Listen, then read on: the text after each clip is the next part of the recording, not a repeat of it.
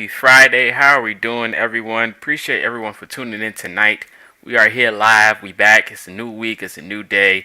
And we got some fresh faces now. The draft class for 2024 is here amongst the Colts. Before we get into everything, I just want to say I appreciate each and every one of you for tuning in and supporting the content moving forward. We got some big things ahead of you guys, so just stay tuned, turn on your notifications. But I am not here alone. I got my guy Landon with me. Landon, how are we doing tonight? Doing great, man. Wonderful day. The draft is over. Unfortunately, it's one of my favorite times of the year. Now it's over and we enter the slow period. But wonderful Friday. I know I talked about it before the show with you. Got the old car back up and running now. So been working on that for about 2 weeks now, and got to drive it some tonight. So everything's turning good. It's a good Friday. It's a great Friday. Landon said he ain't the only one shifting gears. The Colts are shifting gears too, man, but we switching it into the right Right. direction. Let's see what we can do moving forward, and let's go ahead and hop into it. But before we get into it, we got a few news to share with you straight out of Indianapolis. If you guys did not know, if you live under a rock but only watch it during the week for football season, the Indianapolis Colts gave Quiddy Pay his fifth-year option, which remains under contract. This is a good thing and a bad thing because, we got to talk about the draft moving forward, but there was a lot of questions going into next year about Quiddy Pay's status and what they might do with him. But they have him under his fifth-year option. I am a fan of Quiddy Pay. I do think he has a very high ceiling and the potential could be endless, especially with the core you build around him with Quiddy Pay that can make him, explode even more, especially when you got Grover Stewart and DeForest Buckner. Now we got Raekwon Davis and more pieces being added to that line. Quiddy Pay could have a really good year next year. Now, he is very, he is a good edge rusher in my opinion. He's not the best, but I think he has some few flashes, but he is good at certain plays like run defense. I think he's really good at it. So, it's going to take some time to develop, but let me get your thoughts about, the Colts getting Quiddy Pay his fifth year option. What's your thoughts on Quiddy Pay in general? Yeah. I mean, they can afford it. So edge rush, as we know, hard position to find. You can never have too many edge rushers, and he does, have the athletic traits to be, a really good player there on the outside. Um, so yeah, I didn't know if it was going to happen or not. Uh, you know, looking at the price, I mean, 13 million, it is a little too rich for me personally, but here's the thing: if he comes out this year and he hits double digit sacks, even if it's 10, 11 sacks, that 13 million is going to look like a steal. And then you're going into next season with him already under contract, working towards another new deal. So yeah, I mean, he would have to do something he's never done and progress. But this could be a bargain come this time next year whenever we're talking about his contract extension. Um, and then just him as a player, he was first round pick. During the draft process, I wasn't necessarily high on him just because whenever you're picking a guy to me in the first round as an edge rusher, I have to have the production to match the traits. And that's just not something that he's done. And really, that's not something that Chris Ballard's done throughout his time up until, what we'll talk about here soon. But it's kind of just went against my philosophy with first round edge rushers. Now, guys like that, in the later rounds, that's where you do target traits and athletic ability and stuff like that. And I do think he is elite in some areas, like as a guy that sets the edge and stops the run, like he's at the top of the league, as far as those type of guys. He is, I mean, elite at that. But he just hasn't produced as a pass rusher to warrant that first round price tag yet. And that's what you draft those guys for in the first round, to get after the quarterback. And he just hasn't produced that yet. So moving forward, the great news is he's a fantastic worker. He's always working at his craft. He has a really high athletic ceiling. Elite three cone time coming out of the drill. Combine testing numbers were great. So if he can just finally put it all together, put that pass rushing package together, and become a more complete player, I mean, the sky's the limit for him. So yeah, he's a great guy to have on your defensive line moving forward, and especially now, playing, off of somebody we'll talk about here soon. Yes, yes, yes. I know you're excited to get into this conversation. It's going to be a Yes. good one because I know a lot of Colts fans have mixed feelings about him coming in. But, you know, me personally, we'll get into it in a little bit, and I'll share my thoughts. But let's go ahead before we do that. We got to give out two happy birthdays. We're gonna do this more often once we go live. If the day we do post and there's birthdays for Colts players, we're gonna give them a shout out. So I got to give a shout out to my guy Joseph Adai, legend in the Colts football history. Shout out to Joseph Adai. Happy birthday today. Today is his birthday, and also shout out to Blake Freeland. Happy birthday to Blake Freeland. Go ahead and give him a shout out for that. That's a And that's Super Bowl champion Joseph Joseph Adai. Adai, amen, amen to that, man. He was a legend. He definitely underrated running back. I loved his game. He was so aggressive. Um, and now let's get to the good part. We got to talk about the draft. I know a lot of people are talking about the draft already in the comment section. A lot of people are talking about Quiddy Pay already. And they're talking about the picks with Ryan Kelly and Braden Smith future wise. Let's go ahead and hop into the draft. So I want to go ahead and start by saying I did go to the draft. I did attend it. I wasn't alone. Shout out to Johnny, Blue Stable Brand. Shout out to Noah and Lucas as well. They are friends of the brand. They used to work with us, but they moved on to better things. Shout out to Stampede Blue. Shout out to those guys. Appreciate them for helping me with the Airbnb, spending time with me. It was an ultimate experience, and I definitely had fun. Big Sean concert, seen a few celebrities. We seen AJ Hawk there, Darius Butler. I ran into Santana Moss. I've seen Kofi Kingston as well. It was a star-studded event. It was a lot of celebrities, so I did have fun. And that wasn't even the best part. The best part is that the Colts, in my opinion, had a really good draft, and this draft took a lot of people by surprise because a lot of people. I think Ballard did a lot of moves that Colts fans weren't expecting. And I think this is the changing of the guard. I think it's going into a different direction, future-wise for the Colts. And let's go ahead and hop into what they did, draft-wise. So in the first round, they took the first defensive player off the board, and it was the edge, Latu, out of UCLA. Edge rush. A lot of people was thinking DB. A lot of people was thinking safety. Corner, but they took the first the edge rusher out of the draft, and he happens to be one of the good ones. And of course, he had an injury history, so it took a lot of speculations. But I think after talking to him, I did have a chance to have be in the presser with him, and the guy was motivated. Like he was motivated, he was ready to go to work, he's locked in. And if you actually watch him on film and the traits and the abilities that he has and how good he is, you can see why he was the first person off the board. Like, this is no knock. I think it was 1A, 1B when it comes into that conversation of who was the best edge rusher coming out the draft. But I think he really has a high upside and the potential that he can bring to this edge rush that the Colts need. I think he's going to work out very, very well. But I know you have more insight than I do. Like, you're the draft guru. If I need questions, I'm coming to you. So definitely share your thoughts on the pick and, what the potential he can bring to the Colts. Yeah, so Latu. This to me was a fantastic pick. And not only was he the first edge rusher taken in the draft, he's the first defensive player at pick 15, which is something we've never seen before.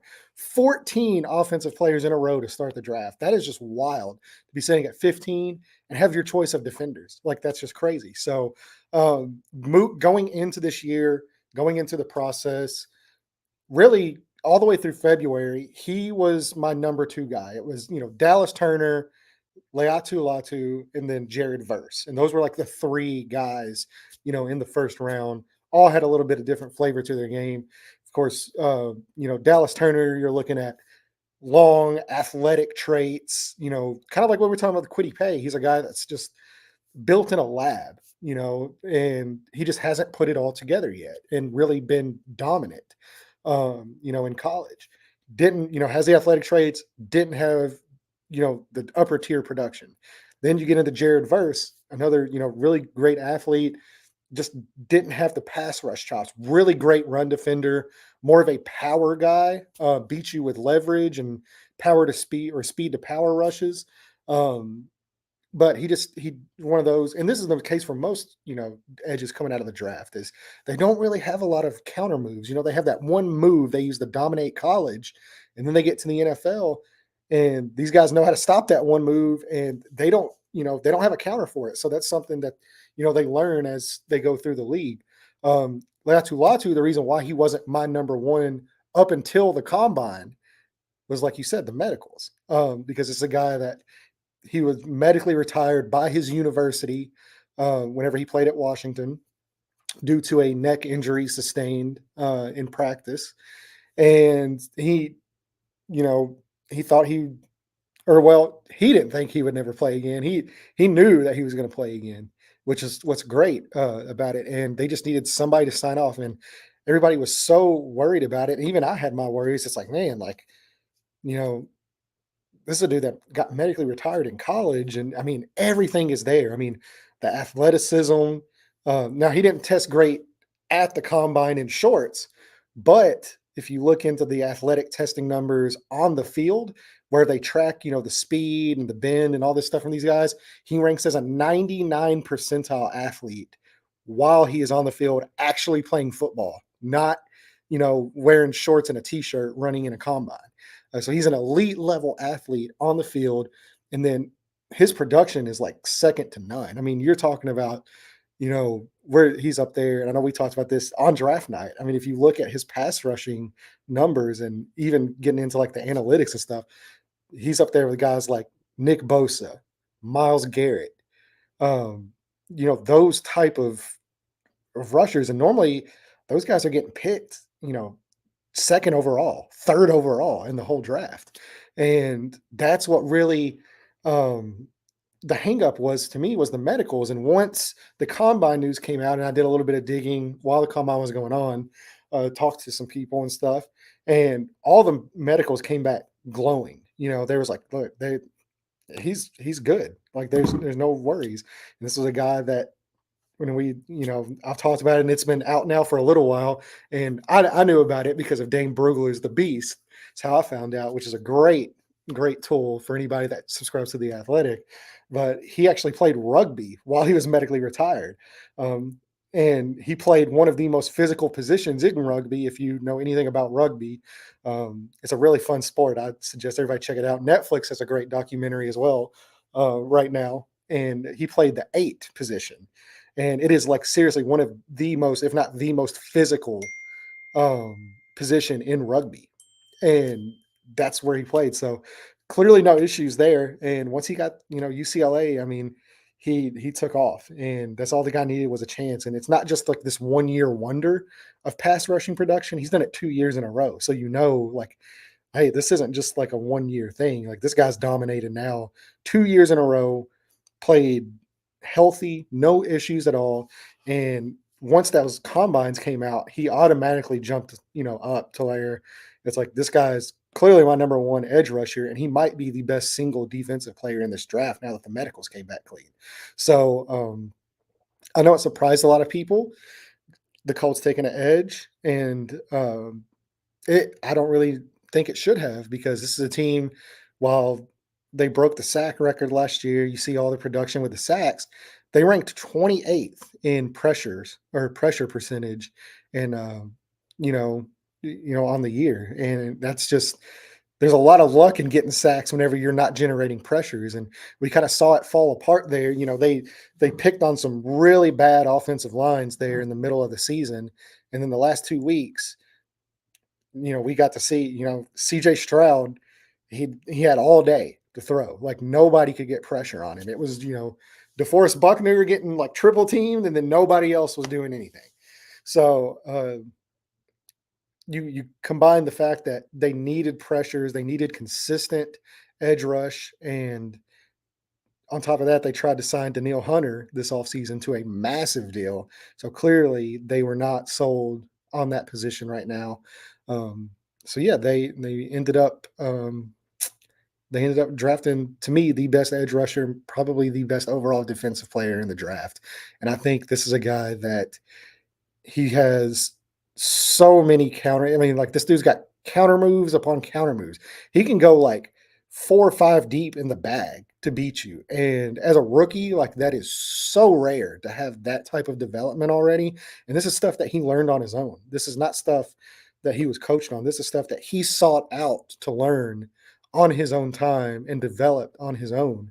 And that's just bodes so well for when you get in the league. And like you said, whenever you interviewed him, you said like this is a guy that's just ready to work. And I think that retirement actually plays into it, because he had the thing he loved the most taken away from him, and he fought so hard to get back. This is it, and I'm super excited. I think this guy right away, like year one, I think he could get double digit sacks. Year one. Oh yeah, I agree absolutely. And then when you think about it, it's like, what better position can you put one of the best edge rushers in the draft than with the Indianapolis Colts, pairing him with the guy that gets triple teamed that you just mentioned, DeForest Buckner, getting double teamed to triple team almost every other possession, which frees up, Latu coming off that edge. Like, and this is a guy, when you mention him being retired from, the game that he loves, he has all the time in the world to study film and practice these things.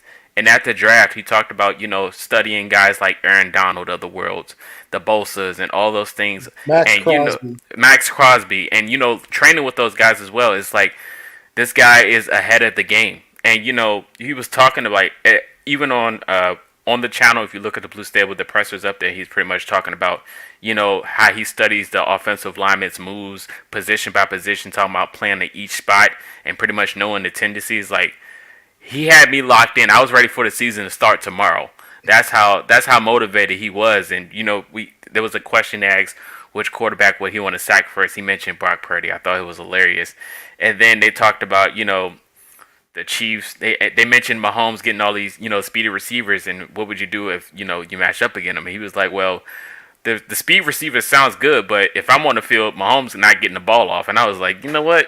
I want the season to start tomorrow because I was ready. Like, he had me locked in, man. I was cheesing, smiling ear to ear, just listening to him talk, man. He was so motivated and blessed, talking about how proud he was, and how ready he was to be on the field. So How about that tattoo? I mean, that he's tattoo, already the got horseshoe, he got the horseshoe it. tattoo right Yeah, after, like the man. dude's And just ready to go. Like, how about yeah, that tattoo? So, yeah, yeah, he's locked and loaded, man. I'm super he's locked excited. in. Um, Now he's not without faults. There are some things there, especially setting the edge like Quiddy Pay does. He's almost the exact opposite of Quiddy Pay. Like literally the polar opposite, where Quiddy Pay is like this great guy against the run, has all these elite athletic, crazy traits, and he just hasn't put it together. Latu's almost the opposite, where like he's not going to test.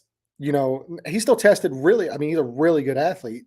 Still had a RAS like 8.5 or something like that. So, but it's not like the 9.98. Normal Chris Ballard draft pick. So he's not a guy that's going to test well in shorts, but you know he produces on the field. Yeah, it's different when And them pads come on. yeah, exactly. It's so different, and he's somebody that, like I said, he can step in where he still has to work on setting the edge, getting his play strength up, and all that kind of stuff. But once he gets that settled, then I mean, there's no. It's gonna sound crazy, but like, there's no reason to think like this guy can't be one of the, if not the best pass rusher in the league. Like we're talking about, Micah Parsons, Nick Bosa, Miles Garrett. If he finds a way to set the edge and can get that play strength up a little bit, he can be in that class. And those guys are so rare to find, especially at pick 15. So yeah, I was elated with the selection. Absolutely, amen. And this is another pick we got to talk about that we may have the same reaction to. We thought he was going to be off the board earlier. There was a lot of talent on the board for centuries in this draft, and it was so much talent that got left off towards the end. But the Colts wind up picking up another good piece in the draft. Wide receiver Adonai Mitchell. This was a guy that Colts fans was talking about, raving about before the draft if he was available to go get. And Ballard went out there and went to go get him. He was surprised he was still available. I mean, if you looked at with the next pick that the Colts dropped, he was surprised he was still there. The Colts wind up getting him a wide receiver out the draft, second pick, second round, pick 20 out the draft. So this is a guy that I think to fit the dynamic of this offense, I think he's the perfect piece to add to it. There was a tweet I think you retweeted yesterday or today when it was talking about the most used, the teams that used the three wide receiver package the most, and the Colts was like top five. And you add him in there with a Michael Pittman Jr. and a Josh Downs or even a Alec Pierce, and it's like one of the things that Richardson's going to need is a guy to go get it. If you launch the ball down the field, who's going to be able to go get it? And I think when you got a guy like Adonai Mitchell, I think that's who I think of. I think he's the perfect piece to add to it with a guy like Michael Pittman Jr., who consistently is going to have pressure put on him, or maybe the top corner. Adding him to that dynamic to open up the field, I think he's the perfect piece for that. So, what was your thoughts on the coach, selecting the Donnie Mitchell, and your thoughts on him in general? Yeah, well, I thought it was tremendous value for where he was. I was a little bit lower on him than probably a lot of people. Um, you know, everybody was thinking like he was going to go in the first round, in the 20s, all that kind of stuff. And I had a second round grade on him. So, and then now it was a higher second round grade. I figured, somewhere 30s, 40s, but for him to drop to 52, I believe it was 52. It was really good value for the pick. And this is the pick, though. I think, I don't want to like rain on anybody's parade, but I think we need to kind of like temper expectations a little bit for him because uh, he's a guy like his combine numbers are insane. Like I think if you look at the RAS score, he ranks like fifth overall out of like since they've been testing, going all the way back to like 1980 something. Like he's like five overall, like the height, weight, speed, freak. And the good news is too, like he has a drop percentage of like he's had one drop in like the last 2 years. So which is nuts for a guy Him that's and Josh Down targeted. got glue his hands. Yeah, like I mean, very reliable hands. But this is what I'm saying. I do think we need to temper expectations for him, and I don't think just right out the gate, Alec Pierce is just going to be set aside and he's just going to be inserted into that role. It's something he's going to have to earn, and he does have a lot of development that he needs to do on the field. And mainly just route running. Now, like he is a guy like he has something with his route running that I think all great wide receivers have. Like, and that's the fact that he's able to maintain his speed in and out of his breaks. He doesn't have to slow down and stop to get in and out of his breaks. Which, whenever you get to this level where these corners are just so athletic and so fast, if you can maintain a step on a guy whenever you're cutting in and out of breaks or hitting double moves or something, and you have that type of acceleration and stuff like that is crucial to have to be a successful wide receiver. And all great wide receivers have that trait. AD Mitchell has that trait, and I think that's going to be his bread and butter. And I tweeted something out about it, during the draft and all that. And then Jim Bob Cooter actually spoke on it yesterday. He said, whenever we were watching, the thing, that's what he was saying is like that's kind of what they targeted. And because I think that's the difference with Alec Pierce is Alec Pierce has this tremendous straight line build up speed where it takes him a minute. He doesn't just explode off the ball or out of his breaks and stuff like that. He takes a minute to get going. Once he gets going, I mean, you're cooked because the dude's so fast.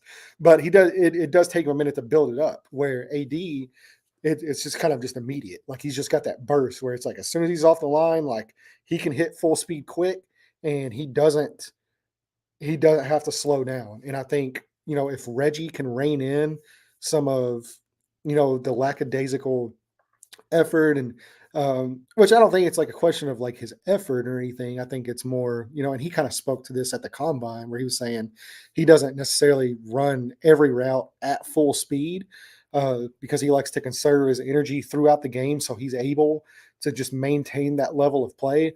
But once you get into the NFL, if you're not running every single route and getting through your entire package at full speed, you're going to be at a big disadvantage because, like I said, these corners are so athletic, and and these guys are just dogs whenever you get to this level. And if you're not going 110% on every single play, it's an uphill battle. So I think that's something that is going to have to be fixed and changed. But once you give him some time to develop, I think you're going to see a lot more of like 60-40 fit. I don't know if it's going to be 50-50, but I think you're going to see like a 60-40 split this year between him and Alec Pierce, where I think a lot of people are just kind of putting him in at the X and saying like, all right, here's our guy, let's go get it. I don't think that's going to be the case. But the good news for him is this RPO Shane Steichen style of offense, a lot of the times that X receiver there on the outside, you're going to get a lot of one-on-one matchups. And if he can be a consistent guy that separates from those one-on-one matchups, which I think he has that ability, because if you're just looking at pure talent and pure athletic ability and the reliable hands, he's got talent to be, he can be a top 10 wide receiver in this league if he gets everything put together. But it's just going to take some time. So yeah, that's a great pull right there. So athletically and the way that he gets in and out of his breaks, that's my ceiling comp. Now I'm not saying he's going to be that guy, but Oh yeah, um 100%. I understand. but just he reminds me a lot of CD Lamb, um with the way that he runs and the way he gets in and out of his breaks and some of his route packages and stuff like that. He doesn't have anywhere near, at least in college, he doesn't have anywhere near the production, especially the yards after catch production, in college that CD Lamb has. And CD Lamb has that elite ability after the catch. And that's not something I saw from AD Mitchell. But that's not to say he can't do that because Texas's offense, as we saw, um, whether it was the route tree that they asked him to run, or whether it was Quinn Ewers throwing the ball behind him or above him or something, and he had to go make Good a old catch. Ewers. Yeah, he wasn't really put in very great situation. I believe this guy had, I mean, I want to say it was like 16 and a half yards per attempt whenever he was targeted, which ranks out of, I mean, you're talking about thousands of wide receivers in college. I believe it ranks seventh overall in the nation, seventh highest yards per attempt. So it's not like he's getting, these force fed, these screens and slants and out breaking routes and, this, all these routes and plays that are really conducive to that yards after the catch. All that went to Xavier Worthy. So that's not to say he can't do this, which we're going to find out if he can. But I think for the pick where it was, yeah, I think it was tremendous value. And I think, like I said, he's got the perfect coach in Reggie Wayne. And if Reggie Wayne can just clean up some of that route running, clean up, the effort and get him to run 110% at the NFL level on every single play, and he can get that out of him. This this guy can be a top 10 wide receiver in football. He has that kind of ability. Yeah, there it is. Great pull once again. Um, that's what I was saying, and like I said, I tweeted something similar last week during the pick. Yeah, I was He's a looking. guy that, yeah, he's which it was a reply. It was a reply to somebody because they asked me about him. Um, but yeah, I think he has this fantastic ability, at the top of his routes that, he doesn't have to slow down and make those breaks and those cuts. And that's one of the main differences when it comes to separating at the NFL level, which is why you see guys like Alec Pierce who had, really great combine testing numbers, ran really fast in the 40 and all that stuff, but he hasn't been an elite separator at the NFL. He just hasn't been able to get separation at a consistently high level, and that's something that maybe he'll work on. Happy birthday the other day too to Alec Pierce. He just turned 24 years old, so he's still only 24 years old, which is crazy. So a lot of development left for him too. So um, we're going to see which one of these guys comes into camp. It creates great competition, and um, whoever wins, I think this is probably the best this wide receiver room has been. You even going down to one of the other draft picks we'll talk about, and then also having Ashton Doolin back. I mean, you've got five, 6 guys deep that I Ballard think you could cooking, throw man. out Ballard there. cooking. Yeah, I mean, you got 6 guys deep that I think you can throw out there and feel really good about.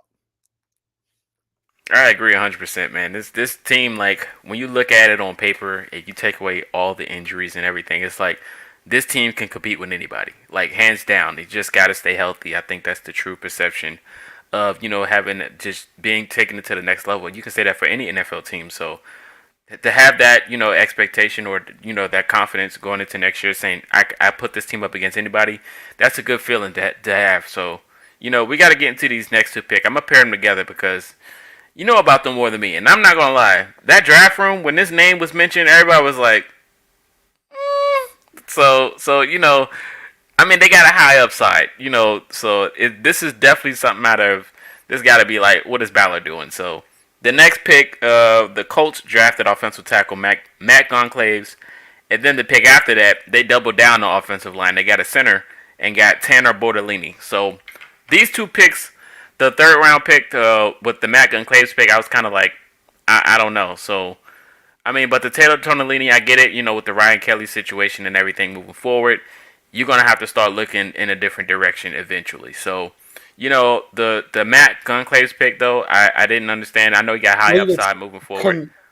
Gonzalez, Gonzalez, not Gonzalez, Gonsalves. Gonsalves. Yes, Okay, yeah, because I did Matt not know how to Matt pronounce it. Gonsalves and Tanner Bortolini.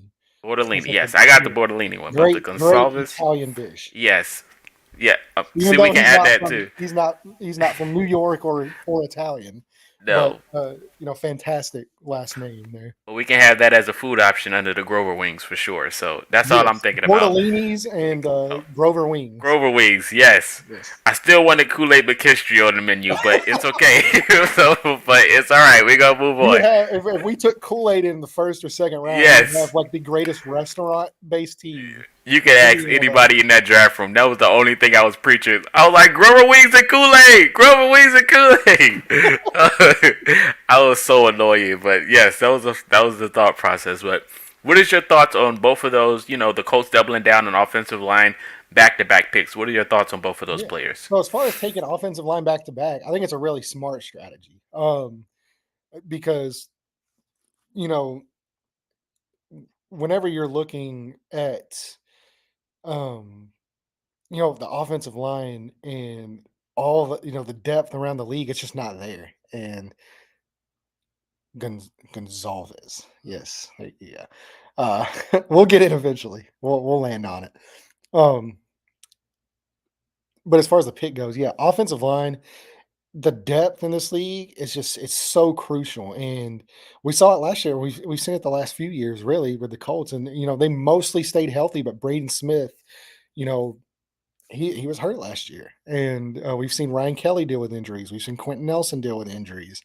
We've seen Will Fries, miss a game or two every now and then. So it's such a difficult thing to do in the NFL to be able to go, you know, 7, 8 deep along the offensive line and feel good about, your talent, because a lot of the times an offensive lineman gets hurt and you're bringing a guy in and everybody's watching the TVs going, that guy's about to get picked on the rest of the game. Everybody knows that's the guy you target. Sorry, Matt Pryor. Sorry.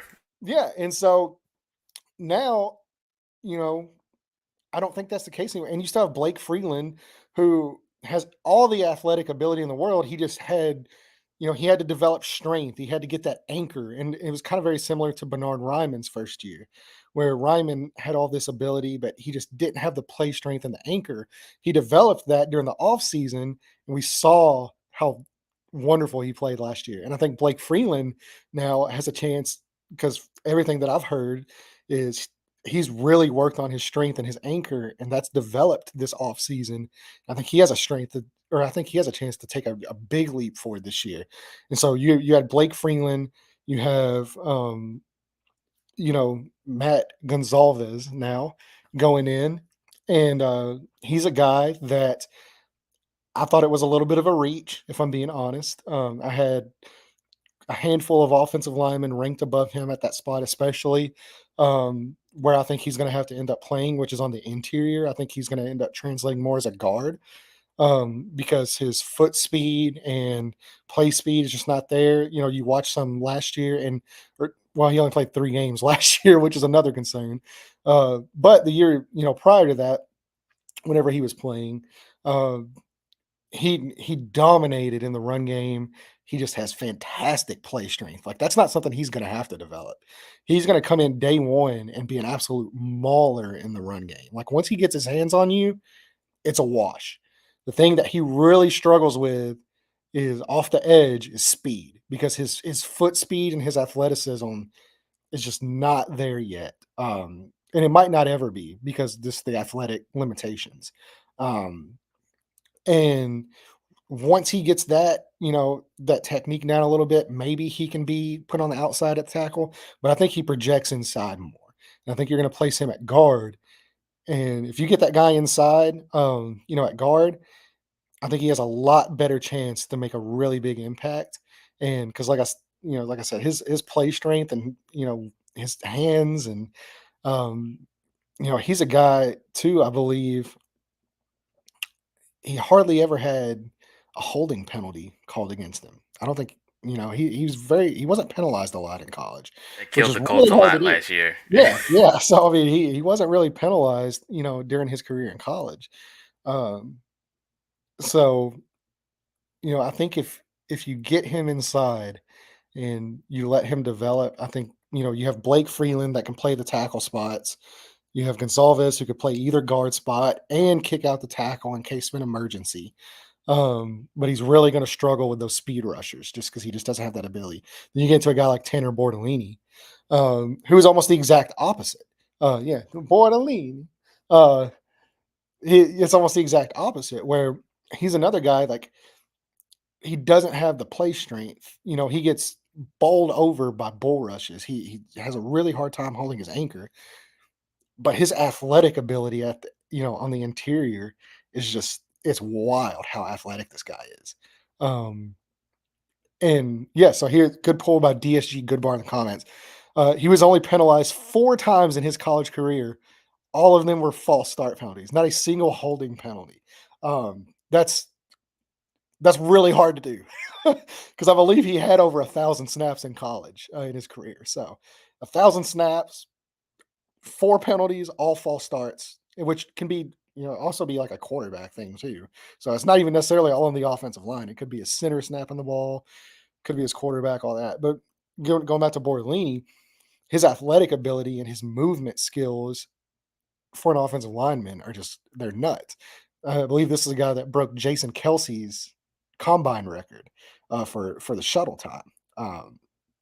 And so I think if you can put him in at center, which I do think he struggled a little bit as well last year as far as like snapping the ball. A lot of his snaps were kind of off target or high. So he's gonna have to work on that, which that can be taught, but you cannot teach what he brings you in athletic ability. He can get stronger, he can learn to snap the ball. He can't learn to move like that.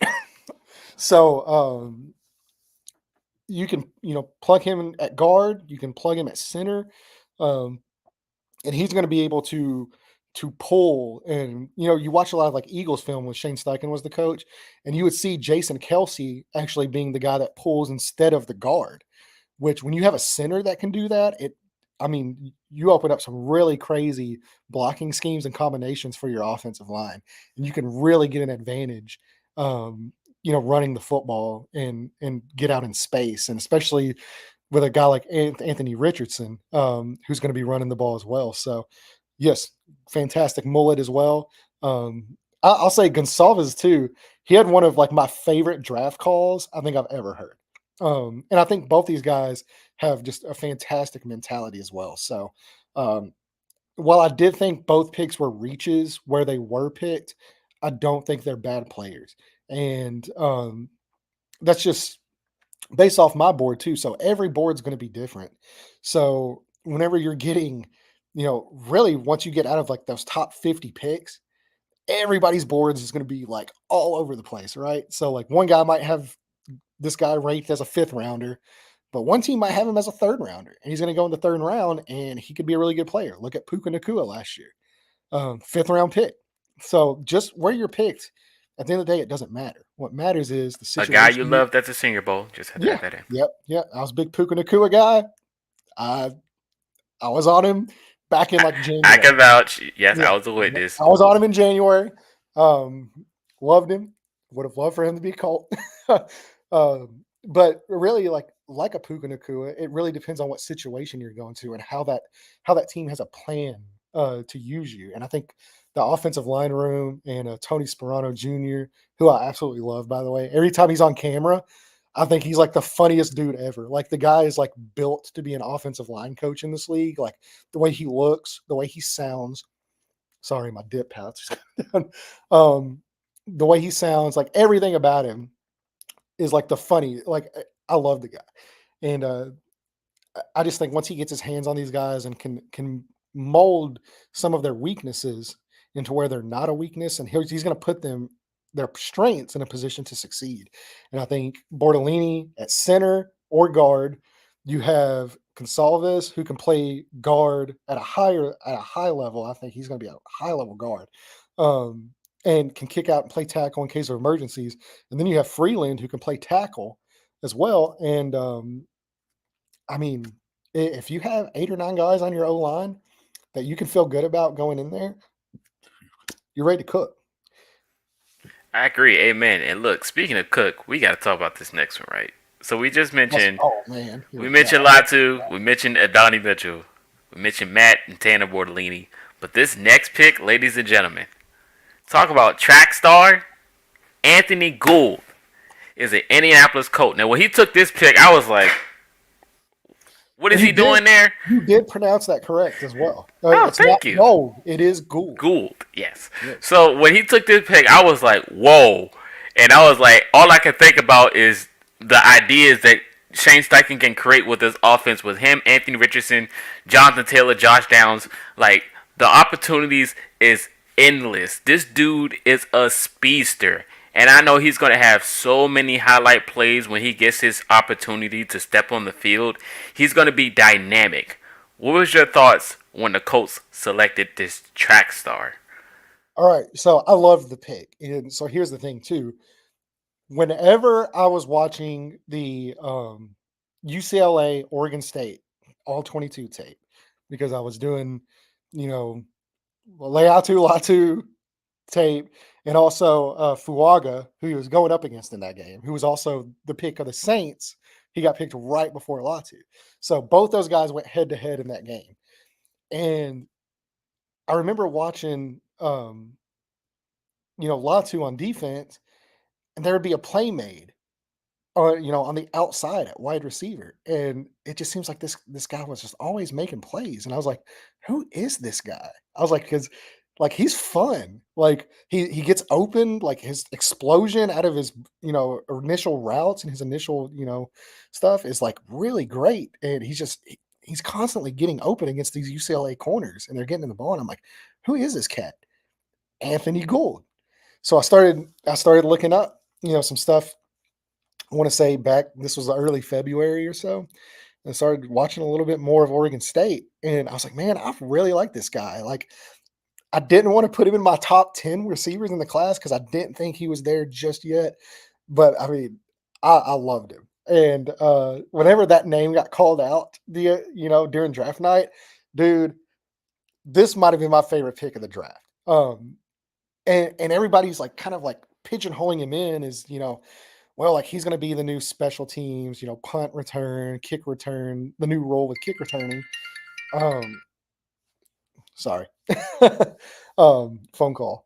Uh, everybody's kind of pigeonholing him in as this guy, but I think he's got some juice on the outside, man. I do. I think he can make an impact at wide receiver on the field. Um, like I don't think he is just a special teams ace. Like I really do think once he gets and he's also a guy too, like for his size. I mean, you look at his size, well, he's like 5'8", 160, 170. For his size, he wasn't like this slot guy at Oregon State. Like he played on the outside and he cooked dudes like consistently. And it might not be that way in the NFL because, like I said, these corners are so good, and that size is going to hamper him a little bit. But if they don't get their hands on him right away, like he's a guy that can hurt you really quickly. Um, and I think he has a really good chance to be really successful in this league, not only on special teams. I think he can be a really good wide receiver. And once you get the ball in his hands, he kind of can, he turns into like that returner on offense that he is on special teams. And once you get the ball in his hands, he's electric. And I'm so excited. I had two favorite picks in this draft. As much as I love Latu, He actually wasn't one of them. It was this guy, and then one of the other guys we'll talk about here in a few picks were my two favorite picks in this draft. And so I'm super excited about Anthony Gould. Super Yeah, excited. yeah. Same here. When I was like, this dude could be dynamic, and I think he has a high success rate versus press coverage. So it's like one of those guys you could throw in a scenario like those big third down plays that used to haunt us. Like imagine a third down possession with him and Alec Pierce. Well, both of those guys have a good high catch radius where you could just throw the ball and they can go get it. So I think both of those guys are very special. And I think they mentioned a comp like Isaiah McKenzie, the guy we just lost. I think he's a great replacement. So it's Mhm. going to be perfect moving forward to adding him to this dynamic roster of an offense that I just love, and I'm excited to see when And it then hits with the that new field. role, I Yeah. know we were talking about, all that, Hmm. but like it really is a big benefit. He is a guy like, and even at the East West Shrine game or the Shrine Bowl, he took a return for a touchdown in that game, and that's with some high level NFL draft pick caliber competition there. So yeah, I think he's going to be a really fun player for this Colts team. Absolutely, man. Whenever a player can make you smile like that, it's just something you would love to see moving forward. And to talk about these next two picks, because we're going to pair them together, special teams is not going unnoticed. As Colts fans, we appreciate our special teams players. Shout out to Zaire Franklin and EJ Speed, because that's you start from the bottom, and now you're here. So shout out to them. Austin Doolin, Asher Doolin from the love it. bottom, and look what he got. So you got to make your way out there, make that impact, and then you'll get your name called. And when that opportunity comes, you make that impact known.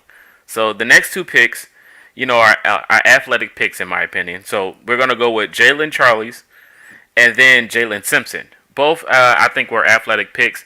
I think they can be one of those some of those gunners moving forward. What was your thoughts on both of these two picks? After the Gould pick. Yeah, so Carly's he's a lot he's very similar to an EJ Speed pick. He's um he's a guy that had tremendous ball production, off ball production in college, passes defense, the interceptions, all that. So he's a guy I think you can throw out on those nickel packages to cover tight ends right away. And they've already announced who's going to be converting to linebacker, which I think is a really good thing for him because I don't think he has the initial speed to play safety, but I do think he has really tremendous athletic ability as a linebacker to be a coverage guy. And so that's something that this team lacked in their linebacker depth. They lacked a guy that could go out there, get interceptions, get his hands on the ball. Oh my gosh, my phone is going crazy. It's always during this. My phone will stay bone dry until we hit live. That's just the way it Every always time. Every every time. so so yeah, I thought it was a really smart pick. Really good selection. The other guy is my second favorite draft pick of the draft. Um, because whenever I was watching very similar to the Anthony Gould, I remember watching Brock Bowers film. And one of the games I watched was Georgia versus Auburn. And I actually put a clip up, a few days ago about it um, from some of the film that I had in that game. And Jalen Simpson, they avoided him almost entirely all game. Like they would throw quick screens to get the ball out quick. They wouldn't really throw to whichever side that he was rotating to. Um, and whenever they did, there was one play where they actually did send Brock Bowers up the seam into the red zone, into the end zone actually um, for a passing play, and Simpson just read it beautifully, pass break up on Brock Bowers. I was like, man, like this guy's really good. And then he had another similar play um, where he read the defense. I mean, just instantly. Like he knew exactly what they were running, went up, made the tackle like almost instantly. Um, and I think that's where the biggest growth needs to be from him is his tackling ability. Yeah, so is this play right here. So this is when I was watching Brock Bowers film, and you can see like boom, he's right there, and that's on Brock Bowers. So I was like, man, like that's a really good play. Let me check out more of this. And then if you go down to the second play here at the bottom, and pull this up. So this, like, watch how he diagonal, like instant. boom, right there. Like he knew exactly what they were running. Um, and if you can clear up that tackling issue, because he's a guy like he did seem to avoid contact, like he wanted no part of tackling, which is something he's going to have to do. But I've seen that maybe they'll play him at cornerback. I think he projects as more of a deep field free safety where he can read, sit on that back end, read and react, to the quarterback and to the offense and make plays on the ball. Because I think he has that really strong skill set for that. Has really good length as well. Not necessarily the tallest guy. I think he was 5'11", just a hair under 6 foot, but he has really long arms, which is really good at that position. So, excuse me. So I think he has a chance right away to be a really good special teams guy. If he makes this roster, it's gonna be a tough roster to make, but I think there is some talent there. To where I think if they throw him out there at free safety early on, um, I'm not going to I'm not going to feel bad about it. And he has a chance to develop as well to be a really good player. I love this pick. I love seeing it. Absolutely. The later picks in the draft also all of these guys have an opportunity to, take their time to develop and get into that untapped potential that they might not reach as soon as they jump out the gate. So, Yeah, it's gonna be a tough roster to make too. I mean, yeah. this is actually a you know ex- except for going to like with the secondary, because I think that's where like the clear weakness is. Mhm. Every other position on this roster is, I mean, it's gonna be tough to make. Yeah. Absolutely. And with this next pick, this is one of Williams' favorites, so you better be spamming up the comment sections. Micah Abraham, cornerback. When Rocket Sin left the Colts, it left a hole in my heart, right? Because I thought this was a guy with a high upside that just needed, the time to, to groom into the position. And with a guy like Micah Abraham, I think, when you look at his size and the ability to, to find the ball and to pretty much lock up a good piece of a weapon, and you pair him with Juju Brents, which is another young corner, I think you got potential. And when you look at Micah, I'm taking him over Tony Brown Jr. This is no slug to Tony Brown. I love him, but Micah Abraham was the pick to be this late in the draft with the ability he has. I love it. What was your thoughts on this pick? Well, I mean, admittedly, I can't say I really watched too much Marshall film. Um, it's kind of Shout out to hard to the get a hold Herds. of. Yeah, like I don't really have a ton on this guy.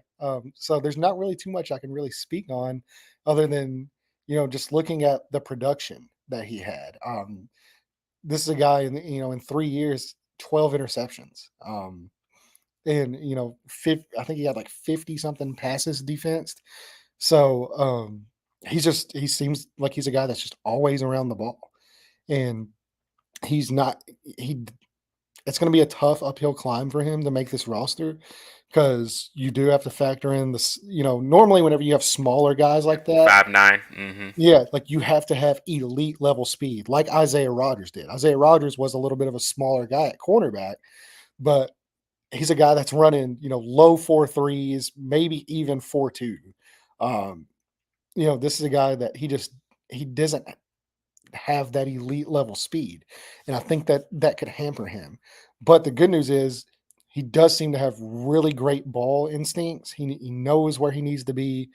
Um, his dad is actually former NFL player and is a coach. He's a defensive coach at the St. Louis Battlehawks. So he's a guy like he's been coached up really well, basically probably his entire life. He's a coach's son. He he knows where he needs to be. He's going to be in position to make plays, and he clearly has the ball skills to make plays whenever it does come his way. So the athleticism is going to be the biggest concern for me. And like the height, weight, speed, because normally cornerbacks, I mean, you almost have to have an elite level athlete at corner to be an upper tier player, a starter in this league.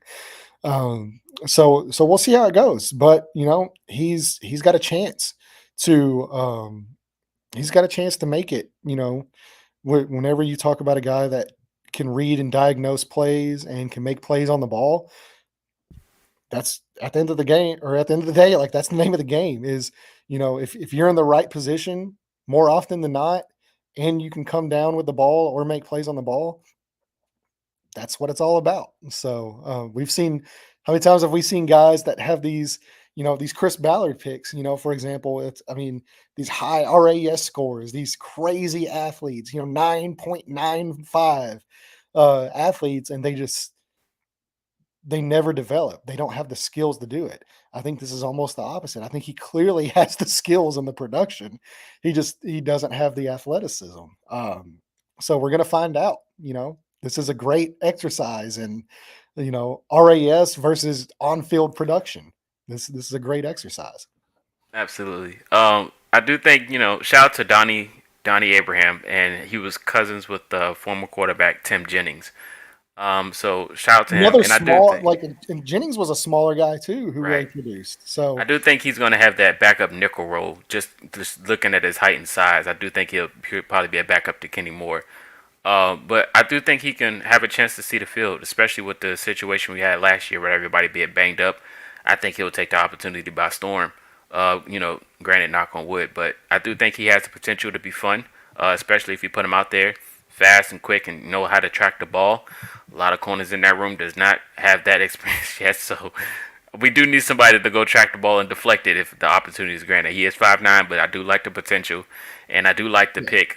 It's a And he sleeper did, pick. like, So. he ran a 4.43, so it's Right. not like he's slow. Exactly. Um, but that's like long speed. So when you get into like the explosion, the Mm-hmm. agility, the 10-yard split, it was Right. all kind of average to below average. Mm-hmm. Um, so he does seem to have, like, a really good 40 time and all that, but some of his other metrics were, kind of poor in the testing numbers. So we'll we'll see. Yeah, we'll definitely see. Last pick of the draft, defensive tackle pick, Jonah. You're gonna have to help me. Jonah Laulu. Did I say that right? Jonah Laulu. Yeah, that sounds right. Sounds right, right? So that was the last pick of the draft, defensive tackle. Don't know how much playing time he'll play with them dogs we got up there, but we'll pray for him. Pray for the best. Might be a practice squad body at the end of the day. But I do not know if he'll see the field because like I said, we got straight dogs, athletes galore when it comes to that defensive line. So I don't know how much playing time he'll get in the future, but I mean I'll be definitely tracking him preseason Yeah, wise. this is going to be the biggest uphill battle, I think, to make the roster, Exactly, because that Laulu defensive line room is just so deep. is so Um, deep. but this is another, just high level athlete, Hmm. low level production. Um, so we'll see. It doesn't matter what round you're picked in, obviously. Right. Once you get out there on the field, if he gets out there in rookie mini camp or training camp or preseason, and he's making plays, um, he's he, Laulu. Um, he has a chance to make this roster. So we'll see. Yeah, but shout out to becoming a coach on draft night, though. I mean, that's the opportunity a lot of people don't get, so that's pretty dope just to hear your name called. So, Yeah, and I'm not saying he can't make I mean, right. he Yeah, clearly has the athletic anything's possible. upside. Yeah, Yeah, yeah, he has it's the a athletic valid pick. upside absolutely to make the roster. Yeah. He like I said, he can come out and absolutely just dominate in camp He and, can and become my Grant Stewart. I'm a Grant Stewart groupie, man. Like, watching him play, I was just like, yes, I need him on the field. I need yeah, him. he's a guy that can come out, use that athleticism and that length and that power and all that, and he can come out and make some plays. And if he can do that, he'll make this roster for sure. Yeah. Yeah, so we're about to get up out of here, but I'm glad you said that, Jacob. Shout out to you. I was about to do the last three questions that we mentioned on the tweet and the notifications. Best quick, questionable pick, and sleeper pick. So, of course, you mentioned it already, but we got to do it again for the people, the latecomers that did not have their notifications on. We appreciate you still. Best pick in the draft. You can go ahead and mention it again. You can just say the name. You do not have to give a description, but it's totally up to you because it's just Yeah, your best pick. So yeah, it's up my to you. best. I mean, it's Leatu Latu. It's the best pick in the draft because normally you don't get guys with with his production and his measurables and all that, those Mhm. guys don't fall to 15. Yes. Normally, those guys are taken top 5 in the draft. So, to me, if he can stay healthy, I think this guy can be defensive player of the year caliber. Amen. Amen. Not defensive rookie of the year, Player of the defensive year, yes. player of the year. hmm I agree. And He's like I that said, he got the greatest supporting cast of all time with the voice partner next to him. So I'm definitely looking forward to that. Man, what a day. What a day on draft night. My favorite pick, of course, is going to be 1A, 1B, but for sure, if I didn't have to choose that, my pick would be Anthony Gould. Backup would be Adonai Mitchell just because this was a guy that I had on the list that if he was available to just take him. But my favorite pick definitely was speedster Anthony Gould. I just had highlights dawned in my brain from the get go when his name was mentioned, like chucking up the deuces or smoking a Jacksonville Jaguar DB. Like all of those things were going through my mind already. So Anthony Gould was for sure my favorite pick. You guys let me know your favorite picks in the comment section. Next is the questionable pick. Questionable pick that had you like, I will go first. Of course, we already mentioned it, but Gonzalez. Gonsalves. Matt Gonsalves was my questionable pick. I was like, what is going on? I almost went to the bathroom, but after hearing that name, it made me go even more. I was like, you know what? Let me just walk out the door and take a breather because I'm pretty sure there was a name available that we could have got, but we wound up going offensive line depth, which is needed, but it definitely was a questionable pick at the time. But I didn't know until after the moment of the tangibles that he had. So I was like, okay, I just had to understand. But at first, when it was called, I was like, no way. Who was your questionable pick? It was actually the same. Okay. I would say Gonzalez would have been my questionable pick, just because I think if they were going offensive line, especially interior, which I think is where he's going to end up playing at, Mhm. um, I think he's going to be a guard at this level. I thought there were better options on the table for Right. that, Right. especially in the third round, and especially some DBs as well. I Yeah, I think think they traded up for him too, didn't they did. They they? did, in Yeah. fact, trade up for him. So that would be my questionable pick. But I mean, I will say this: um, Chris Ballard has his positions, Yep. that he struggles with. Yep. Offensive line is not one of them. Amen. Amen. He has a very, very strong track record of getting really good offensive line players. I Yes. think Ryan Kelly is the only offensive lineman that he did not draft. Mhm. And every other player, which I mean, I know like Quentin Nelson, I'm sure the comments will be like, well, everybody knew Quentin Nelson was good. Yeah, I get that. But I mean, you know, you look at Braden Smith, you look at Will Fries, you look at mhm. Bernard Ryman, even oh gosh, who was the backup center last year? What's his name? Go for Well, it wasn't Wesley Wesley French. French. No, it was the other one. He struggled at guard, but he was really good at center. I'm losing my brain. Oh Um, my. I'm oh about to look it goodness. up. I have the roster pulled up. Just give me a second. But regardless, he has a very strong track Jack record. Anderson, No, Josh Stills. no. He might not be in the roster anymore because I don't see him. I see Blake Freeland, Josh Stills, Wesley French, Jack Anderson, uh, Will Fries, and Ryan Kelly. Hmm. Danny Pinter. Yes, Danny Pinter. Okay, let's say because Danny he was Pinter. not on the roster. Yep, yeah. Danny Pinter. He was another one that like he struggled at guard, but whenever he came in as a spot starter at center, he played really well. So Chris Ballard, as much as I question the pick, it's kind of hard for me to go against his, his offensive line track record. Yeah. So we'll see how it goes. Danny And the Pinter. last one is the sleeper pick. Who is your sleeper pick going into it don't have to be next season, but just think who do you think will turn out to be probably the best out of everyone. Um, I mean, common knowledge would say Anthony Gould, Mm-hmm. but I'm going to go with Jalen Simpson. Ooh, I'm going to go with Simpson I just like that. because I really like his ability to diagnose plays and make plays on the ball and all that. and his athletic upside too. Hmm.